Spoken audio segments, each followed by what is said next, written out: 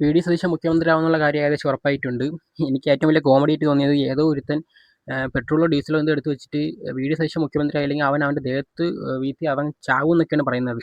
ഇത്തരത്തിലുള്ള ആൾക്കാർ എന്തൊക്കെയാണ് പറയേണ്ടതെന്ന് അറിയത്തില്ല. നമ്മളെ കേരളം ഇപ്പോൾ എങ്ങോട്ടാണ് പോകുന്നതെന്ന് അറിയത്തില്ല. പണ്ടൊക്കെ ഇതൊക്കെ യു.പിയിലൊക്കെ നടക്കുന്ന കാര്യങ്ങളായിരുന്നു. ഈ പയ്യെ പയ്യെ ഇതിൻ്റെ ഓരോ കാര്യങ്ങളും ഇപ്പോൾ കേരളത്തിലോട്ട് വരുന്നുണ്ട്.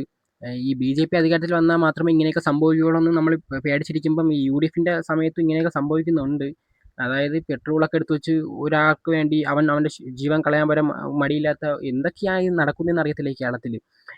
ഈ ഇത് ആര് മന്ത്രിയായാലും നമുക്ക് വേണ്ടിയുള്ള കാര്യങ്ങൾ ചെയ്യാനാണ് അവരെ മന്ത്രിയായിട്ട് അവിടെ ഇരിക്കുന്നത്. അല്ലാതെ അവർക്ക് സുഖിക്കാനല്ല. അപ്പം പിന്നെ എനിക്ക് യു.ഡി.എഫിനെ കൂടി പാർട്ടിയോട് പറയാനുള്ളത്, ഞാൻ യു.ഡി.എഫിനാണ് വോട്ട് ചെയ്തത്. അതെന്തെന്ന് വെച്ച് കഴിഞ്ഞാൽ ഈ കുറേ വാഗ്ദാനങ്ങൾ അവർ പറഞ്ഞു. അതൊക്കെ ചിലപ്പോൾ നടക്കുമെന്ന് കരുതിയാണ് യു.ഡി.എഫിന് വോട്ട് ചെയ്തത്. ഈ യു.ഡി.എഫ് പാർട്ടിയിൽ ഇപ്പോൾ എന്താണ് നടക്കുന്നത്? ഒരു മന്ത്രി ആരെന്ന് പോലും അവർക്ക് തീരുമാനിക്കാനുള്ള പവറില്ല. ഹൈക്കമാൻഡ് ഹൈക്കമാൻഡ് എന്ന് പറഞ്ഞുകൊണ്ടിരിക്കുന്നു. ഇവിടെ 3 ആയിട്ട് തിരിയുന്നു. എന്തൊക്കെയാണ്? ഇങ്ങനെയാണെങ്കിൽ അടുത്ത വർഷം അവർ ഈ ജനങ്ങൾ അതിനുള്ള മറുപടി കൊടുത്തോളും. കാരണം ഒരു മന്ത്രി ആരും തീരുമാനിക്കാനുള്ള ഒരു ഡിസിഷൻ പോലും അവരെ ആ പാർട്ടിയിലില്ലെന്ന് വെച്ച് കഴിഞ്ഞാൽ, എന്തൊക്കെ പറഞ്ഞാൽ എൽ.ഡി.എഫ് മന്ത്രിസഭയിൽ ഇങ്ങനത്തെ ഒരു അവസ്ഥ വന്നിട്ടില്ല. അതായത് അവർ ജയിച്ച് ആരാണ് മന്ത്രിയെന്നും ആർക്കൊക്കെ ഓരോ സ്ഥാനങ്ങൾ കൊടുക്കണമെന്നും അവർക്ക് കറക്റ്റ് ഒരു ഐഡിയ ഉണ്ടായിരുന്നു.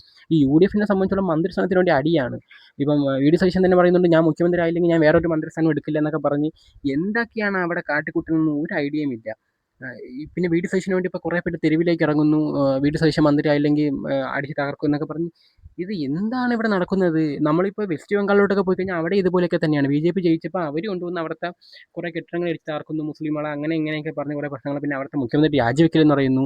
പിന്നെ ഇപ്പം നമ്മുടെ തമിഴ്നാട്ടിൽ പറയുകയാണെങ്കിൽ വിജയ്ക്ക് ഭൂരിപക്ഷം ഇല്ലാത്തതുകൊണ്ട് വിജയ് മുഖ്യമന്ത്രി ആവില്ലെന്ന് പറയുന്നു. പിന്നെ ഡി.എം.കെ, എ.ഐ.ഡി.എം.കെയും കൂടെ ഒരുമിച്ച് ചേർന്ന് അവിടെ മന്ത്രിസഭ ഉണ്ടാക്കാൻ നോക്കുന്നു എന്നൊക്കെ പറഞ്ഞ് കുറേ തരത്തിലുള്ള പ്രശ്നങ്ങൾ ഇപ്പോൾ നടക്കുന്നുണ്ട്. എനിക്ക് തോന്നുന്നു ഈ ഈ ഈ ഇലക്ഷൻ കഴിഞ്ഞോടെ എന്തൊക്കെയാണ് ഇവിടെ മാറി മറിയുന്നതെന്നാണ് ഞാൻ ആലോചിക്കുന്നത്. ഇന്ത്യയിൽ മൊത്തത്തിൽ അങ്ങോട്ടും ഇങ്ങോട്ടൊക്കെ ഒരു തകിടം മറിയ പോലെ കാണുന്നുണ്ട്. എനിക്കൊന്നും ആസാമിൽ മാത്രമൊന്നും ഒരു പ്രശ്നവും ഇല്ലാതിരിക്കുന്നത്.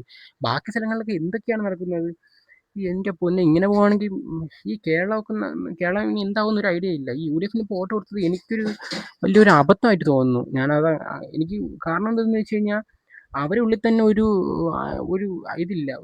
അവരെല്ലാം ഒരു പാർട്ടിയാണെന്ന് അവർ മറന്നു പോകുന്നെന്ന് തോന്നുന്നുണ്ട്. കാരണം ഇപ്പം 3 പേരും 3 ഇതിലേക്ക് ഇറങ്ങുന്നു. പിന്നെ അവർക്ക് വേണ്ടി ഈ അണികൾ തന്നെ ഓരോരുത്തരെ പൊക്കി പിടിച്ചുകൊണ്ട് പോകുന്നുണ്ട്. അവർക്ക് വേണ്ടി ഫ്ലെക്സ് വെക്കുന്നുണ്ട്.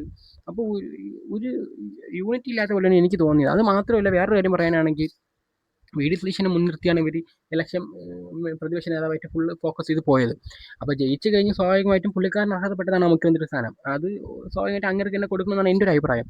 ഇതിപ്പോൾ എന്തൊക്കെയാണ് നടക്കുന്നത്? അങ്ങോട്ടും ഇങ്ങോട്ടും മാറ്റി പറയുന്നു. അടുത്ത വർഷം എന്തായാലും നിങ്ങളിപ്പോൾ ഈ കാട്ടിക്കൂട്ടുന്ന കോപ്രായങ്ങൾക്ക് ജനങ്ങൾ എന്തായാലും മറുപടി തരും. കാരണം ഇലക്ഷൻ കഴിഞ്ഞ് ഇതുവരെയായിട്ട് ഒരു മുഖ്യമന്ത്രി ആയിരുന്നാലും തീരുമാനിക്കാനുള്ള ഒരു ഇതില്ലെങ്കിൽ പിന്നെ എന്താണ്? ഇപ്പോൾ നടക്കാൻ പോകുന്നത് എന്തെന്ന് വെച്ച് കഴിഞ്ഞാൽ, ചിലപ്പം ഈ 4 പേര് ഓരോ വർഷം ഭരിക്കട്ടെ എന്ന് തീരുമാനിക്കുമായിരിക്കും. അല്ല, ഞാൻ എന്ത് പറയാനാ?